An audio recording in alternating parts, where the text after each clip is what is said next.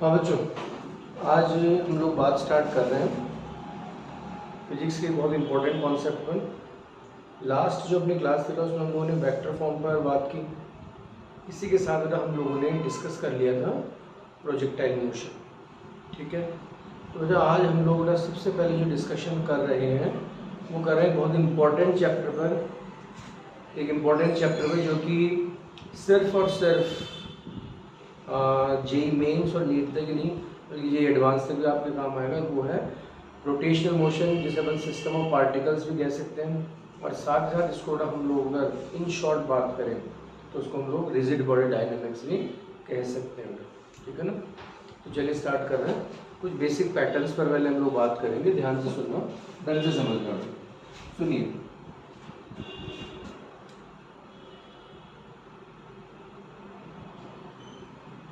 देखिए बेटा, सबसे पहला काम तो ये होता है कि हम लोग चैप्टर को डेप्थ से डिस्कस करेंगे जो कि हमारे टू द पॉइंट काम आएगा। अब तक आप लोगों ने लीनियर वैल्यूज पर बहुत सारी बात की, ढेर सारा डिस्कशन किया था लीनियर वैल्यूज पर। फिर आज हम लोग उन्हीं लीनियर वैल्यूज को एंगुलर वैल्यूज में स्विच करेंगे। सबसे पहले तो हम लोग इस पर बात करेंगे। ठीक है, तो ध्यान से सुनो बेटा, ढंग से समझो प्लीज। आपने बात की लीनियर डिस्प्लेसमेंट, नॉर्मली आप इसे कैपिटल एस से शो कर रहे हैं। ठीक है, तो ये कन्वर्ट हो जाएगा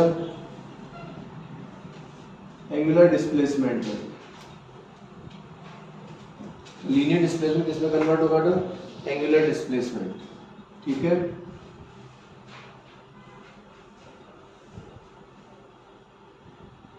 जो लीनियर वेलोसिटी है वो कन्वर्ट होगी एंगुलर वेलोसिटी ओमेगा। जो लीनियर एक्सेलरेशन है ये कन्वर्ट होगा बच्चों एंगुलर एक्सेलरेशन अल्फा। ध्यान से सुनना अच्छे से। फोर्स एफ कन्वर्ट होगा टॉर्क में।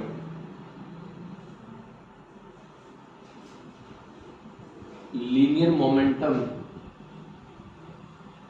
ये स्विच करेगा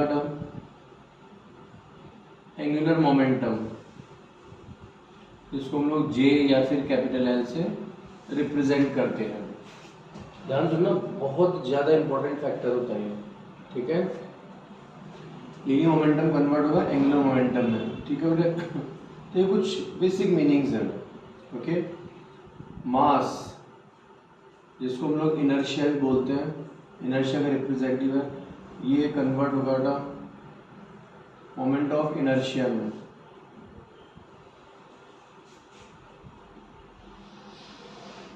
मोमेंट ऑफ इनर्शिया। तो इस तरह से बेटा ये जो लीनियर वैल्यूज हैं ये एंगुलर वैल्यूज में कन्वर्ट हो जाएंगे।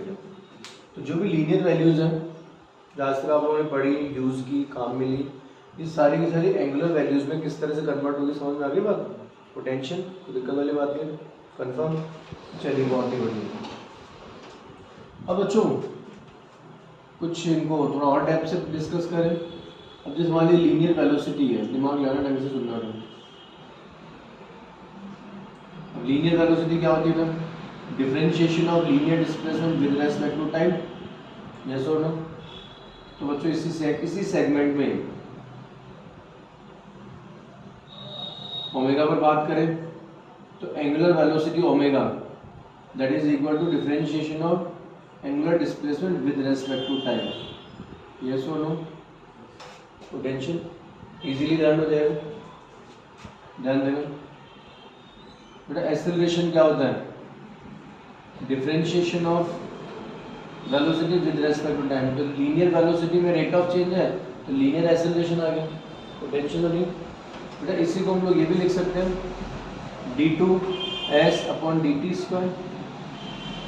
Second order derivative of linear displacement with respect to time, that is also acceleration. क्योंकि डिस्प्लेसमेंट का फर्स्ट ऑर्डर डेरिवेटिव करेंगे तो वेलोसिटी मिलेगा, और इसी वेलोसिटी को एक बार फिर से डिफरेंशिएट करें तो एक्सेलरेशन मिलेगा। पता है इसी कंडीशन में अगर मैं एंगुलर एक्सेलरेशन अल्फा की बात करूँ, एंगुलर एक्सेलरेशन, तो देखिए एक्सेलरेशन क्या होता है, rate of change of velocity with respect to time. तो अगर लीनियर वेलोसिटी में रेट ऑफ चेंज है तो लीनियर एक्सेलरेशन, और एंगुलर वेलोसिटी में रेट ऑफ चेंज है तो angular acceleration. d2 theta upon dt square. कुछ इस तरह की बात हमारे पास रहती है। बोले क्लियर है क्या? तो समस्या टेंशन नहीं रहा। हाँ जी, तो चलिए थोड़ा और आगे बढ़ते हैं। कंडीशंस क्लियर है ना, इजीली लर्न हो जाएगी, एक से दूसरी भी इजीली लर्न होगी ना। हाँ जी, सुनिएगा, इनमें रिलेशन की बात तो v is equal to omega linear velocity और एंगुलर वेलोसिटी में रिलेशन। इसी तरह से a is equal to alpha, linear velocity और एंगुलर वेलोसिटी में रिलेशन, लीनियर एक्सेलरेशन और एंगुलर एक्सेलरेशन में रिलेशन आपके सामने है, v इक्वल टू ओमेगा और a इक्वल टू अल्फा। चलिए बहुत ही बढ़िया, नेक्स्ट स्टेप पर बात करते हैं। ध्यान देना, ढंग से सुनना बच्चों। यहाँ तक की बातें आपने देखी, कुछ क्लियर हो रही है? तो अगर मैं आपसे और बात करूँ, देखो ध्यान देना, ढंग से सुनना, अच्छे से समझना। आप लोगों ने जब भी इक्वेशन ऑफ मोशन पर बात की, इक्वेशन ऑफ मोशन, ठीक है, ध्यान से सुनना, v is equal to U plus A T. v क्या है, फाइनल वेलोसिटी, u क्या है, इनिशियल वेलोसिटी, a क्या है, लीनियर एक्सेलरेशन और t क्या है, टाइम। तो इसी को हम लोग बात करें तो omega is equal to omega naught plus alpha T, इस तरह से आप ट्रीट कर सकते हो। तो v is equal to U plus A T, ठीक है, आपको कुछ वैल्यू गिवन होगी, कुछ वैल्यू अननोन पूछ ली जाएगी, तो अपन इस तरह भी ट्रीट कर सकते हैं। नेक्स्ट कंडीशन ध्यान देना, s is equal to U T plus half A T square. तो इस कंडीशन में s क्या है, लीनियर डिस्प्लेसमेंट, तो थीटा क्या होगा, angular displacement, omega naught T plus half alpha T square. Easily learn कर लेंगे ना, बताइए, टेंशन दिक्कत नहीं था। इनिशियल वेलोसिटी तो initial angular velocity omega naught ले लिया, लीनियर एक्सेलरेशन तो एंगुलर एक्सेलरेशन, लीनियर डिस्प्लेसमेंट तो angular displacement. The same sequence v square is equal to u square plus 2as, okay, then omega square is equal to omega naught square plus 2 alpha theta. Yes और no? Tension नहीं। वैसे फिर 11 बताएंगे, थोड़ा सा दिमाग आप चला लेंगे ना, आप देखिए ढेरों फॉर्मूले आप लोग बिल्कुल चुटकी में लर्न कर लेंगे, कहीं कोई टेंशन ही नहीं है। मतलब इजीली लर्न होंगे आप, बिना टेंशन के लर्न होंगी चीज़ें पर। थोड़ा सा आपको माइंड सेट बनाना बस अपना, ठीक है, थोड़ा सा माइंड सेट बना लेंगे तो चुटकी में काम हो रहा है। v final velocity, omega final angular velocity, u initial linear velocity तो omega naught initial angular velocity, a linear acceleration तो अल्फा एंगुलर एक्सेलरेशन, s क्या है, लीनियर डिस्प्लेसमेंट तो थीटा क्या, एंगुलर डिस्प्लेसमेंट। हो जाएगा लर्न। चलिए बहुत ही बढ़िया। अब बच्चों, जो हम लोगों ने सीरीज स्टार्ट की जिसमें हम लोग फॉर्मूलाज इजीली लर्न करने की कोशिश कर रहे हैं, तो इसी सीरीज में थोड़ा और आगे चलते हैं। आइए ध्यान दीजिएगा, ढंग से सुनिएगा प्लीज, अच्छे से समझना होगा।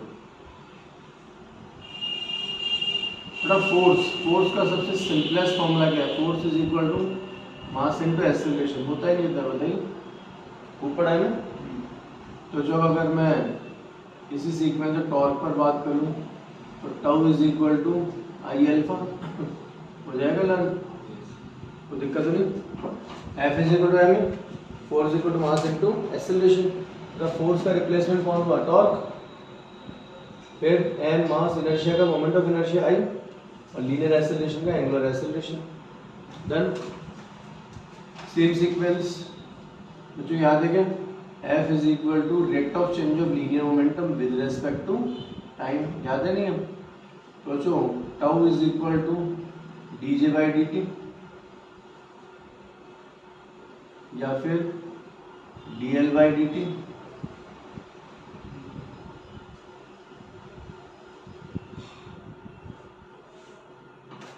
हो जाएगा लर्न, तो दिक्कत नहीं। F क्या है, force, dp by dt rate of change of linear momentum with respect to time, formula याद है ना, Newton second law of motion. तो फोर्स का रिप्लेसमेंट टॉर्क, और लीनियर मोमेंटम का एंगुलर मोमेंटम जे या फिर एल। ठीक है, नॉर्मली क्या होता है एंगुलर मोमेंटम होता केमिस्ट्री में आप लोग एल से शो करते हैं, फिजिक्स में हम लोग जे से भी शो करते हैं, बाकी कोई सा भी कोई इशू नहीं होता, कोई भी रिप्रेजेंटेशन आप यूज़ कर लीजिए, कहीं कोई टेंशन नहीं है, तो इजीली लर्न होगा ही नहीं होगा तो। ओके, हाँ जी, नेक्स्ट कंडीशन, लीनियर मोमेंटम क्या होता है, मास इनटू वेलोसिटी, यस और no. Linear momentum, linear momentum जब क्या ले रहे हैं एंगुलर मोमेंटम, तो एंगुलर मोमेंटम क्या हो जाएगा, हो जाएगा नहीं, जब वो लीनियर मोमेंटम p, उसकी जो एंगुलर मोमेंटम j, मास इनर्शिया तो moment of inertia, linear velocity तो एंगुलर वेलोसिटी, हो जाएगा ना, कोई दिक्कत कोई परेशानी नहीं है। हाँ जी चलिए थोड़ा और आगे चलते हैं, ध्यान देना, ढंग से सुनना please. Law of conservation of linear momentum, law of conservation of linear momentum. तो law of conservation of linear momentum की बात हम लोग करें बच्चों, क्या कहता है, देखो ध्यान देना अच्छे से, F is equal to D P by D T है ना, तो इसमें क्या होता है, F एक्सटर्नल फोर्स होता है, इफ एक्सटर्नल फोर्स को F रिप्रेजेंट कर दीजिए, F ई एक्स कर दीजिए, तो एक्सटर्नल फोर्स कितना है, जीरो। जैसे एक्सटर्नल फोर्स जीरो रहेगा तो इसका मतलब क्या रहेगा, rate of change of linear momentum with respect to time कितना रहेगा, जीरो। तो लीनियर मोमेंटम कैसा रहेगा, कंजर्व। लीनियर मोमेंटम कैसा रहेगा बच्चों, कंजर्व रहेगा। कोई परेशानी, कोई दिक्कत, कोई टेंशन, समझ में आ रही बात, ओके। हाँ जी, तो लीनियर मोमेंटम कैसा था, कंजर्व है। अब यही बिल्कुल इसी की सिमिलर इक्विवेलेंट कंडीशन हम लोग यूज कर रहे हैं ध्यान से सुनना अच्छे से।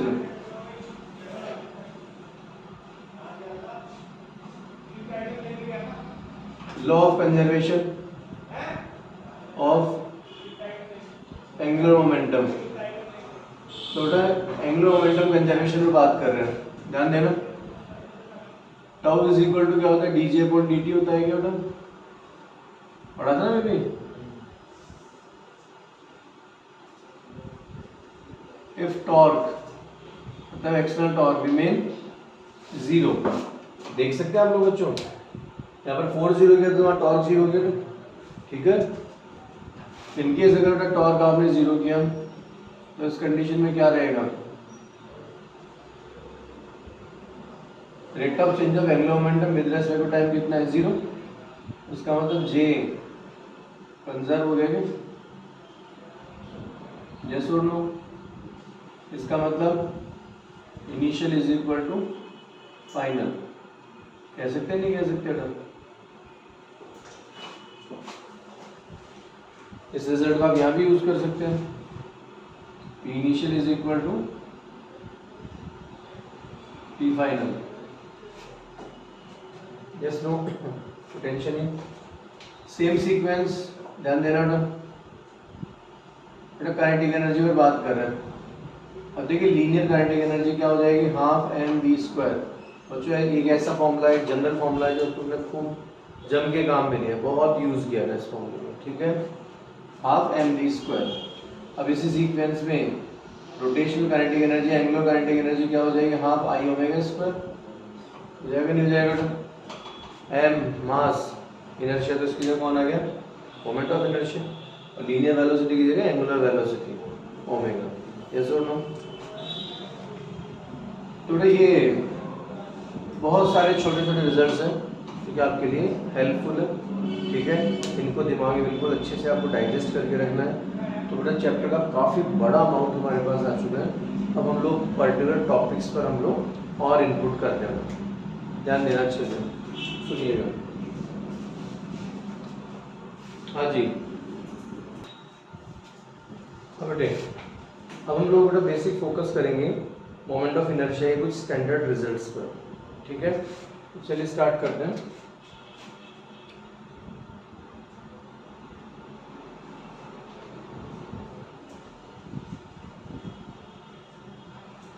Theorems of MOI। Moment of inertia एक बेसिक कॉन्सेप्ट है और उसमें number of cases, number of application, कोई लिमिट ही नहीं है। तो बहुत सारे ढेर सारे केसेस और बहुत सारी कंडीशंस यहाँ पर एप्लीकेबल है। ठीक है, तो उन्हीं के लिए हम लोग क्या करेंगे ना, कुछ थ्योरम्स पढ़ेंगे और फिर उनका एप्लीकेशन पार्ट हम लोग देखेंगे कैसे इन चीज़ों को यूज़ किया जाता है। ठीक है, चलिए स्टार्ट करते हैं। सुनिए please, theorems of MOI। Moment of inertia के लिए सबसे पहले आती है पैरेलल एक्सिस थ्योरम। देखिए, कोई भी एक रैंडम ऑब्जेक्ट मैंने ले लिया था, रैंडम ऑब्जेक्ट।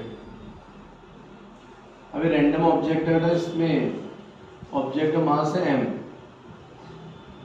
अब इसके सेंटर ऑफ ग्रेविटी से जो पास आउट एक्सिस है वो मैंने लिया बेटा सपोज PQ। ओके, अब PQ एक्सिस के रेस्पेक्ट में अगर मैं बॉडी को रिवॉल्व करूं, बॉडी को रोटेट करूं, तो उसका moment of inertia suppose I0। अब इसी एक्सिस के पैरेलल, इसी एक्सिस के पैरेलल बेटा मैंने सेकंड एक्सिस ड्रॉ किया।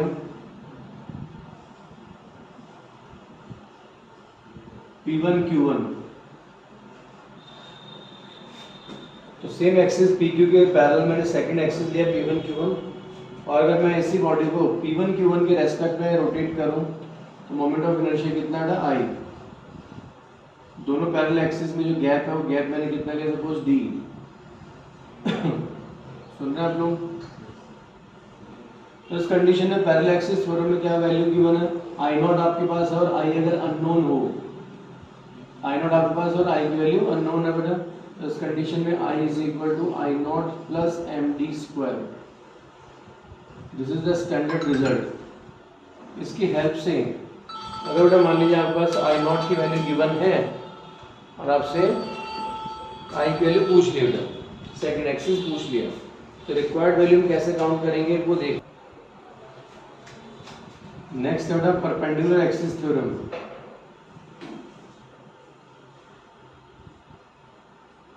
थोड़ा परपेंडिकुलर एक्सिस थ्योरम में क्या रहेगा, ध्यान से सुनना, अच्छे से ढंग से समझना। मैंने एक रैंडम शेप ऑब्जेक्ट लिया था, इसके ऑन सरफेस में, इसका जो स्ट्रक्चरल सरफेस है, इस सरफेस में एक्सिस लिया x एंड y, और इनका जो कॉमन इंटरसेक्शन पॉइंट है, इस कॉमन इंटरसेक्शन पॉइंट से थर्ड एक्सिस लिया z। तो देखिए यहाँ पर माइंडसेट बनाना पहले अपना जरूरी है। जो ऑब्जेक्ट है, ऑब्जेक्ट के ऑन प्लेन में, ऑब्जेक्ट का जो बेसिक प्लेन है, जो बेसिक उसका सरफेस है, उस सरफेस में दो परपेंडिकुलर एक्सिस है x y। ये कोई इशू नहीं कि x और y ही हमेशा हो, कुछ भी हो सकता है, x z y z कुछ भी हो सकता है। और थर्ड एक्सिस जो है ये इनके कॉमन इंटरसेक्शन पॉइंट से पास आउट और सरफेस के परपेंडिकुलर है। ठीक है, तो इस कंडीशन में इनकेस अगर x एक्सिस के रेस्पेक्ट में बॉडी को रोटेट किया जाए तो moment of inertia Ix, y के रेस्पेक्ट में मोमेंट ऑफ इनर्शिया और z के रेस्पेक्ट में मोमेंट ऑफ इनर्शिया। तो इस कंडीशन में Iz की जो वैल्यू होगी वो कितना होगा, Ix प्लस Iy। अब यहाँ पर ये बात ध्यान रखने की है, ये कोई फिक्स नहीं कि z is equal to X plus Y. Maybe यहाँ पर x होता, यहाँ पर z होता, तो ये y हो जाता, थोड़ा Iy is equal to Ix plus Iz होता, या कुछ भी। तो इसके अकॉर्डिंग थोड़ा सेटलमेंट होना चाहिए, कोई रटने वाली बात नहीं कि z is equal to X plus Y ही होगा, ये कोई जरूरी नहीं है, ध्यान रखना। ठीक है, ओके, हाँ जी बेटे। अब अगर इनको हम लोग यूज करें ना, ध्यान से ना, फॉर रिंग, बेटा अगर रिंग पर मैं बात स्टार्ट करूं पर्टिकुलर रिंग के लिए, तो देखिए ध्यान देना बेटा अच्छे से। रिंग के लिए ये रिंग लिया मैंने, रिंग का सेंटर पॉइंट O है, रिंग की रेडियस कितनी है बेटा कैपिटल R, रिंग का मास m, और रिंग के सेंटर से पास आउट और सरफेस के परपेंडिकुलर जो एक्सिस है PQ, इसके रेस्पेक्ट में मोमेंट ऑफ इनर्शिया मैंने कितना ले लिया I। रिंग, इसमें क्या होता है ना कि जो मास का डिस्ट्रीब्यूशन है वो ओनली सर्कमफेरेंस पर होता है, मिड पार्ट इसका एम्प्टी होता है, हॉलो होता है, पता है ना बेटा। रिंग में मास का डिस्ट्रीब्यूशन ओनली सर्कमफेरेंस पर होगा। ठीक, अगर मास का डिस्ट्रीब्यूशन पूरे सरफेस पर आ जाए तो फिर ये रिंग ना होगा, फिर डिस्क हो जाएगी, ध्यान रखिएगा। तो इसके लिए था केस 1, केस फर्स्ट मैंने लिया और इसमें एक्सिस कैसा है, passing from centre perpendicular to surface. क्योंकि देखो ना MY के केसेस जो है वो डिफिकल्ट नहीं होते हैं, लेकिन इनमें प्रॉपर एड्रेस आपके पास होना चाहिए कि एग्जैक्टली सिचुएशन क्या है। अगर एड्रेस में आप गड़बड़ कर गए तो आपको पता है कि अपने को किसी रिलेटिव के घर जाना है और अगर हम लोग दूसरे घर में घुस जाएंगे तो अच्छा नहीं रहेगा। बस वैसी बात यहाँ पर है, ठीक है। यहाँ पर क्या रहेगा ना, प्रॉपर एड्रेस होना चाहिए। तो एक्सिस का एड्रेस क्या है, passing from centre and perpendicular to surface, exactly address हमारे पास होना चाहिए। तो इसका मोमेंट ऑफ एनर्जी कितना होगा ना, mr²। यहाँ पर आर रेडियस को शो कर रहा है इसके। सेम कंडीशन केस सेकंड, तो केस सेकंड में हम लोगों ने जो एक्सिस लिया है वो कैसा है बच्चों, perpendicular to surface of ring, perpendicular to surface of ring and tangential. अब देखिए ये रिंग है, वही है, मास m और रेडियस r। बेटा ये सेंटर से पास आउट और एक्सिस के सरफेस के परपेंडिकुलर PQ एक्सिस ले लिया, वही पुराना। सेकंड एक्सिस क्या ले लिया बेटा मैंने, P1 Q1। PQ के रेस्पेक्ट में मोमेंट ऑफ एनर्जी कितना ले लिया, I0, और P1 Q1 के रेस्पेक्ट में I। दोस्तों यहाँ पर ये बात क्लियर करूँ कि P1 Q1 एग्जैक्टली क्या शो कर रहा है, क्या शो कर रहा है, एक्सिस कैसा है, टेंजेंट टू रिंग, रिंग को टच करते हुए निकल रहा है, and surface perpendicular to surface, ठीक है। रिंग को टच करते हुए निकल रहा है और सरफेस से कैसा है, परपेंडिकुलर है। कंडीशन क्लियर है, तो दिक्कत नहीं। अब आप सोचिए P1 Q1 तो अननोन वैल्यू है और PQ के रेस्पेक्ट में मोमेंट ऑफ इनर्शिया मैंने कितना ले लिया, I0, जो कि आपका नोन है। कैसे नोन है, क्योंकि I0 के लिए अपन क्या लिखेंगे, mr² लिख देंगे। PQ के लिए मोमेंट ऑफ इनर्शिया का मतलब क्या है, passing from centre perpendicular to surface, और वो ऑलरेडी तेरे पास रिजल्ट है। अब ये आपको सोचना चाहिए, आपका थिंकिंग होना चाहिए कि कौन सा वैल्यू यहाँ पर कहाँ फिट होगा, ठीक है। अब देखिए यहाँ पर PQ के रेस्पेक्ट में मोमेंट ऑफ एनर्जी कितना, I0, और वो तेरे पास ऑलरेडी है। P1 Q1 के रेस्पेक्ट में वैल्यू आपको चाहिए, तो पैरेलल एक्सिस के क्या करूँ, पैरेलल एक्सिस पर मैं यूज कर लूँ, I is equal to I0 plus md²। तो यहाँ पर I0 कितना है, mr² प्लस m, d क्या होता है, डिस्टेंस बिटवीन पैरेलल एक्सिस, तो पैरेलल एक्सिस में डिस्टेंस कितना होगा, r। डी की जगह तो कितना हो गया, 2mr², ये सो नो पोटेंशियल, तो लिख कर दिया था।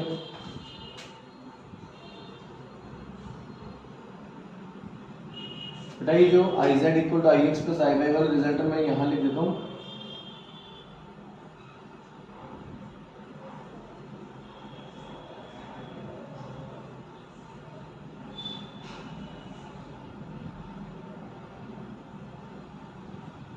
हाँ जी, केस थर्ड में हम लोग बात कर रहे थे रिंग के लिए x axis, this is y and this is z। x के रेस्पेक्ट में मोमेंट ऑफ इनर्शिया, y के रेस्पेक्ट में और z के रेस्पेक्ट में सेंटर O। अब देखिए बेटा केस थर्ड है moment of inertia of ring with respect to its diameter. Ring के डायमीटर के लिए इस बार अपने को मोमेंट ऑफ इनर्शिया चाहिए। तो आप शायद देख सकते हैं रिंग आपके सामने, तो इसमें x एक्सिस भी डायमीटर है, y भी कैसा बिहेव कर रहा है, डायमीटर। अब z कैसा बिहेव कर रहा है, passing from centre perpendicular to surface, passing from centre perpendicular to surface, ये कर रहा है ना बिहेव z। तो z एक्सिस बेसिकली क्या रिजल्ट हुआ, z के रेस्पेक्ट में मोमेंट ऑफ इनर्शिया ना Iz, तो तेरे पास ऑलरेडी कितना लिखेंगे, mr²। क्यों, क्योंकि इसके लिए एक्सिस कौन सा था, passing from centre perpendicular to surface, और यहाँ पर z भी कैसा बिहेव कर रहा है, passing from centre perpendicular to surface. ये तेरे को सोचना था, ये दिमाग में तेरे क्लिक करना चाहिए। ये दिमाग में क्लिक करेगा तो ही जीतेगा, इसमें ध्यान रखना। रिजल्ट डिफिकल्ट नहीं है, टॉपिक बड़ा आसान है, एप्लीकेशन भी इजी है, लेकिन तेरे दिमाग में क्लिक करना चाहिए कौन सा फॉर्मूला कहाँ फिट करना है। जब तक ये चीज़ तेरे दिमाग में क्लियर नहीं होगी तब तक कन्फ्यूजन रहेगा, और कोई बात नहीं। तो बच्चों यहाँ पर आप देख सकते हैं x axis as a diameter, y axis भी एज ए डायमीटर, z कैसा बिहेव कर रहा है, सेंटर से पास आउट और सरफेस के परपेंडिकुलर, ठीक है बेटा। तो मैं इसमें परपेंडिकुलर एक्सिस थ्योरम यूज कर लूँ ना, IZ is equal to IX plus IY। अब IZ कितना होगा, mr²। अब आप देख सकते हैं बेटा x एक्सिस के रेस्पेक्ट में मोमेंट ऑफ इनर्शिया रिंग का और y एक्सिस के रेस्पेक्ट में मोमेंट ऑफ इनर्शिया रिंग का दोनों बराबर ही होंगे। क्यों बराबर होंगे, ये दोनों सिमिलर ही तो है।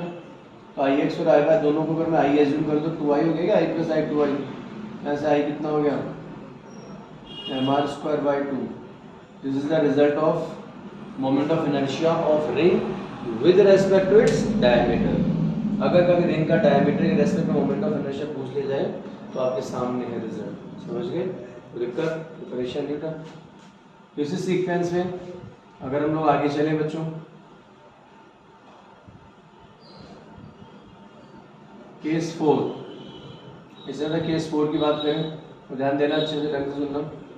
रिंग के लिए बेटा ये एक्स एक्सिस कैसा बिहेव कर रहा है, डायमीटर, और सेकंड एक्सिस ले लिया बेटा मैंने पी क्यू, दिमाग लगा। तो पी क्यू जो है इस बार रिक्वायर्ड एक्सिस है, क्या है बच्चों, रिक्वायर्ड एक्सिस। तो एक्स एक्सिस के रेस्पेक्ट में मोमेंट ऑफ इनर्शिया कितना ले लेंगे हम लोग, आई एक्स, और पी क्यू के रेस्पेक्ट में मोमेंट ऑफ इनर्शिया कितना ले लेंगे बेटा, आई। तो आप सोच के देखिए कि एक्स एक्सिस के रेस्पेक्ट में moment of inertia I x, वो एग्जैक्टली आई नॉट हो गया क्या,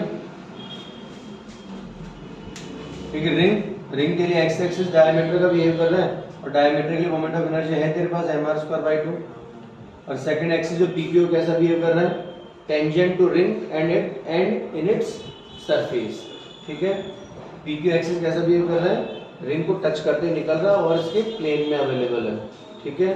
तो दिक्कत परेशानी, हाँ जी। तो यहाँ पर क्या करें, पैरेलल एक्सिस थ्योरम। तो पैरेलल एक्सिस थ्योरम में बात करेंगे तो I is equal to I naught plus M D square, done. I is equal to I naught कैसा है, डायमीटर, डायमीटर का रिजल्ट कितना है, mr स्क्वायर बाई 2, यस और नो, प्लस एम डी कितना है, डिस्टेंस बिटवीन पैरेलल एक्सिस, यहाँ पर दोनों पैरेलल एक्सिस में डिस्टेंस कितना होगा, रेडियस के इक्वल हो जाएगा क्या, then what is the answer, 3/2 mr square. अब जो same results physically same situation हमें डिस्क के लिए भी मिलती है। डिस्क में मास का डिस्ट्रीब्यूशन पूरे सरफेस पर होगा, मास कितना ले लिया मैंने m, रेडियस क्या ले लिया r, और सेंटर क्या ले लिया मैंने o। रिंग में मास का डिस्ट्रीब्यूशन ओनली सर्कमफेरेंस पर था, इसे मास का डिस्ट्रीब्यूशन पूरी सरफेस पर है, तो दिक्कत तो परेशानी, ओके। हाँ जी, अब अगर हम लोग डिस्क पर बात करें तो फिजिकली वही चारों कंडीशन होगी, वही 4 कंडीशंस फिजिकली प्रेजेंट होगी। तो देखिए इस फर्स्ट के लिए अगर बात करें, देखिए ये सेम डायग्राम बन जाएगा डिस्क का। डिफरेंस क्या, डिफरेंस है कि इस रिंग में मास का डिस्ट्रीब्यूशन ओनली सर्कमफेरेंस का, डिस्क में पूरी सरफेस पर है। तो first case passing from centre perpendicular to surface, अगर मैं इसी को डिस्क लूँ तो डिस्क लेते फर्स्ट केस के लिए रिजल्ट कितना आ जाएगा, mr स्क्वायर बाई 2। फिर यही सेकंड केस ले लें हम लोग, तो सेकंड केस के लिए अगर मैं बात करूँ तो एक्सिस कैसा होगा, tangent to disc and perpendicular to its surface. तो सेम सिचुएशन ट्रीट अगर करें हम लोग तो आप खुद सोचिए क्या आई नॉट या क्या रख दिया जाएगा, mr square by 2 plus mr square, तो कितना आ जाएगा 3/2 mr स्क्वायर, ये सेकंड कंडीशन का रिजल्ट आ जाएगा। फिर इसमें अगर थर्ड कंडीशन का रिजल्ट है अपन, थर्ड मतलब डायमीटर के लिए, तो डायमीटर का रिजल्ट कितना आ जाएगा, mr स्क्वायर बाई 4, ये थर्ड का रिजल्ट आ जाएगा। फिर इसमें अगर मैं फोर्थ कंडीशन की बात करूँ ना, फोर्थ कंडीशन, तो अगर यही मैं डिस्क ले लूँ ना तो डायमीटर के लिए रिजल्ट मेरे पास है mr स्क्वायर बाई 4, और पी क्यू टेंजेंशियल एक्सिस के लिए कितना होगा, mr square by 4 plus mr square, तो कितना आ जाएगा 5/4 mr स्क्वायर।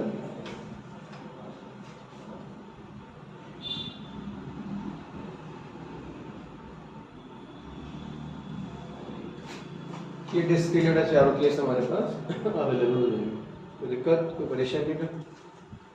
फिर अगर मैं स्फीयर की बात करूँ ना तो देखिए सॉलिड स्फीयर है, स्फीयर का सेंटर क्या ले लिया बेटा मैंने O, रेडियस क्या ले लिया मैंने R, मास कितना लिया m। तो बच्चों स्फीयर के डायमीटर के रेस्पेक्ट में, स्फीयर के डायमीटर के रेस्पेक्ट में along diameter of sphere, ये स्फीयर है बेटा, 3 dimensional sphere, it is not a circle, not a disc, it is a sphere 3 dimensional, ठीक है। और सॉलिड अंदर से हॉलो नहीं है, सेंटर वो लिया, रेडियस आर लिया, मास एम लिया, तो डायमीटर के रेस्पेक्ट में मोमेंट ऑफ इनर्शिया अगर ले कितना जाएगा 2/5 mr²। याद रखिए बेटा स्टैंडर्ड रिजल्ट है, ठीक है। सेकंड कंडीशन क्या हो जाएगा, जो डायमीटर के रेस्पेक्ट में वैल्यू हमारे पास आ चुकी है और हमें अब चाहिए टेंजेंशियल एक्सिस के रेस्पेक्ट में, टेंजेंशियल एक्सिस, तो अगर डायमीटर एक्स एक्सिस के रेस्पेक्ट में मोमेंट ऑफ इनर्शिया ले आई नॉट और टेंजेंशियल जो एक्सिस है सेकंड, इस टेंजेंशियल एक्सिस पी क्यू के रेस्पेक्ट में मोमेंट ऑफ इनर्शिया कितना ले लिया मैंने आई, तो दोनों पैरेलल एक्सिस में गैप कितना है आर, स्फीयर का मास कितना है एम। तो बच्चों यहाँ पर ये सेकंड का रिजल्ट पैरेलल एक्सिस थ्योरम काम में लूँ, I is equal to I naught plus M D square, तो आई नॉट कितना है यहाँ पे 2/5 mr² प्लस m मास और d कितना डिस्टेंस बिटवीन पैरेलल एक्सिस कितना है बेटा कैपिटल R, तो r², तो I is equal to 7/5 mr²। Yes और नो, कोई टेंशन, कोई दिक्कत वाली बात नहीं, ओके। ध्यान देना ढंग से, अच्छे से सुनिएगा। अब ऐसा मोमेंट ऑफ इनर्शिया पर बात करूं जो करेंगे सिलेंडर के लिए।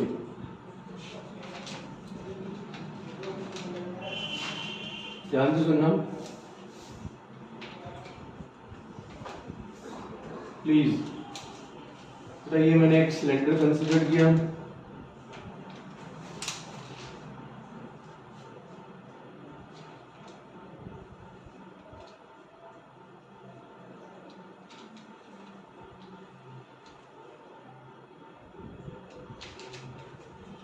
सिलेंडर का टोटल मास कितना है m, लेंथ कितनी है l, क्रॉस सेक्शन रेडियस कितना है r, सेंटर पॉइंट o।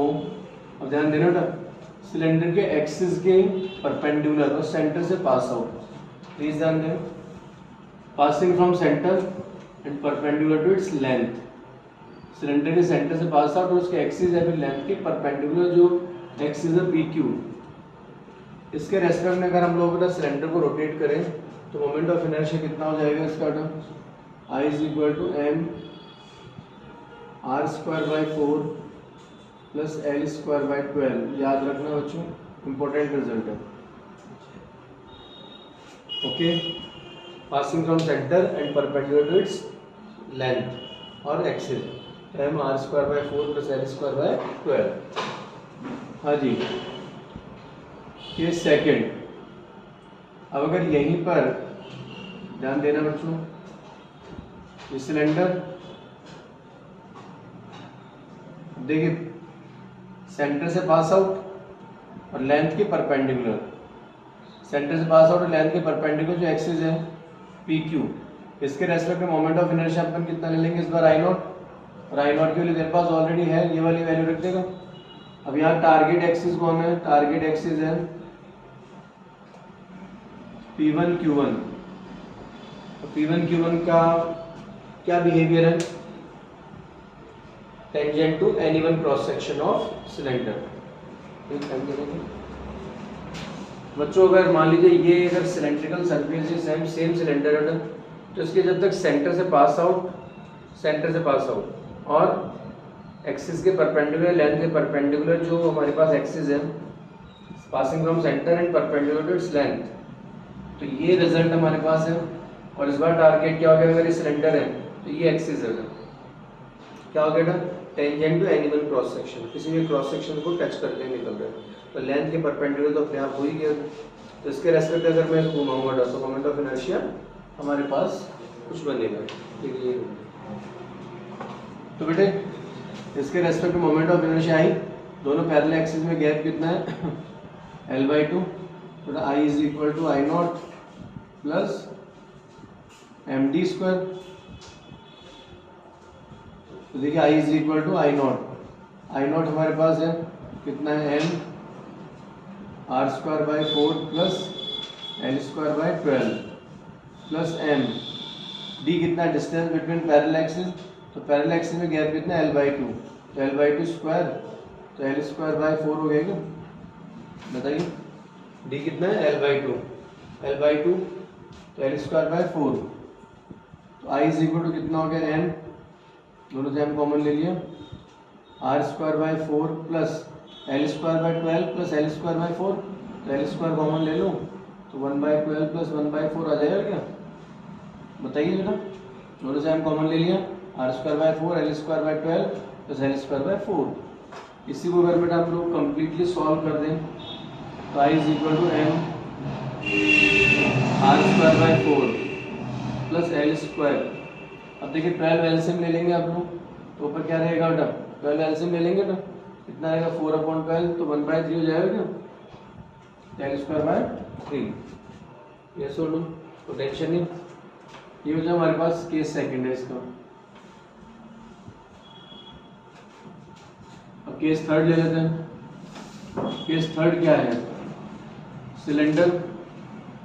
तो देखिए सिलेंडर के लिए केस थर्ड कैसा बिहेव कर रहा है, सेंटर से पास आउट और लेंथ के अलाउ। सिलेंडर वही है, mass M, length L, cross section radius R. तो इस बार एक्सिस कैसा बिहेव कर रहा है बेटा, passing from centre and along its length. तो सिलेंडर की लेंथ के अलोंग और सेंटर से पास आउट है, तो इसके लिए बेटा मोमेंट ऑफ इनर्शिया कैसा रहेगा, mr²/2 exactly equal to disc. देखिए सॉलिड सिलेंडर है तो कैसा बिहेव करेगा, एज ए थिक डिस्क। अगर हॉलो सिलेंडर होता तो कैसा बिहेव करता है, एज ए रिंग। इसमें mr² आता है, याद करना। तो जो डिस्क का रिजल्ट है वही इस कंडीशन में, इस केस में सिलेंडर का रिजल्ट सॉलिड सिलेंडर है, हॉलो नहीं है, ध्यान रखना। mr²/2। Last and final case fourth, बेटा सिलेंडर के लिए पी क्यू एक्सिस हो गया, और सेकंड जो एक्सिस है वो ले लेते हैं P1 Q1। तो इस बार देख पी क्यू तो passing from centre along its length, तो moment of inertia I naught ले लेंगे, और P1 Q1 के रेस्पेक्ट में मोमेंट ऑफ इनर्शिया आई, और दोनों के बीच में डिस्टेंस कितना हो जाएगा, आर रेडियस होगा ही नहीं होगा टोटल, पोटेंशियल नहीं। तो आप खुद सोचिए पैरेलल एक्सिस थ्योरम में काम आ जाएगी। और यहाँ पर एक्सिस का एड्रेस क्या है, tangent two cylinder and along its length. Cylinder को टच करते हुए निकल रहा है और लेंथ के अलोंग है, ठीक है। तो यहाँ क्या करेंगे फिर से parallel axis theorem, I is equal to I naught plus M D square. तो I is equal to I naught कैसे बिहेव करेगा, अलोंग इट्स लेंथ तो mr²/2 प्लस एम, और डिस्टेंस बिटवीन पैरेलल एक्सिस कितना है r, तो I is equal to कितना रहेगा 3/2 mr²। डन बेटा। तो आज की क्लास में हम लोगों ने इसका काफ़ी बड़ा अमाउंट डिस्कस किया। आज ये नमस्कार करते हैं, ओके।